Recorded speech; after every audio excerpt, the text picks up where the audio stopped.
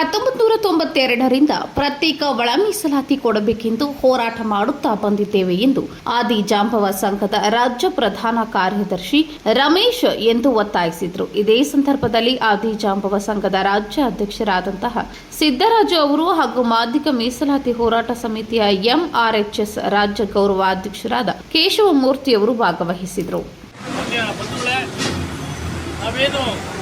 ಸುಮಾರು 1992ರಿಂದಲೂ ಪ್ರತ್ಯೇಕ ಮೀಸಲಾತಿ ಬೇಕು ಅನ್ನೋ ಒಂದು ಕೂಗನ್ನು ನಾವು 1992ರಿಂದಲೂ ಜಂಬೂದೀಪ ಸಿದ್ದರಾಜು ಅಣ್ಣ ಅವರ ನೇತೃತ್ವದಲ್ಲಿ ನಾವು ಅದನ್ನು ನಡೆಸ್ಕೊಂಡು ಬಂದಿದ್ದೀವಿ.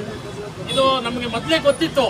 ಏನಂತ ಅಂದರೆ ಬೇರೆ ಸ್ಪೃಶ್ಯ ಜಾತಿಗಳು ನಮ್ಮ ಇನ್ನೊಂದು ಗುಂಪು ಏನು ಬಲಗೈ ಸಮುದಾಯ ಇದೆ, ಇದನ್ನು ಇವತ್ತಲ್ಲ ನಾಳೆ ನಮಗೆ ಆ ಒಂದು ಒಳ ಮೀಸಲಾತಿನ ಆಗಕ್ಕೆ ಬಿಡಲ್ಲ ಅನ್ನೋದು ನಮ್ಗೆ ಗೊತ್ತಿದ್ದು ನಾವು 1992ರಿಂದಲೇ ಪ್ರತ್ಯೇಕ ಮೀಸಲಾತಿ ಕೊಡಬೇಕು ಅನ್ನೋ ಒಂದು ವಾದನ ಹೋರಾಟಗಳನ್ನು ನಾವು ಅವತ್ತಿಂದ ಮಾಡ್ತಾ ಬಂದಿದ್ದೀವಿ.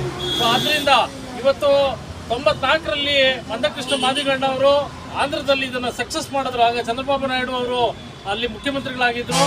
ಸೊ ಅದನ್ನು ಕೂಡ ಆ ಸಂದರ್ಭದಲ್ಲಿ ಸುಪ್ರೀಂ ಕೋರ್ಟ್ಗೆ ಹೋಗಿ ನಮ್ಮ ಬಲಗೈ ಸಮುದಾಯದವರು, ಅಲ್ಲಿರ್ತಕ್ಕಂಥ ಬಲಗೈ ಸಮುದಾಯದವರು ಅದನ್ನು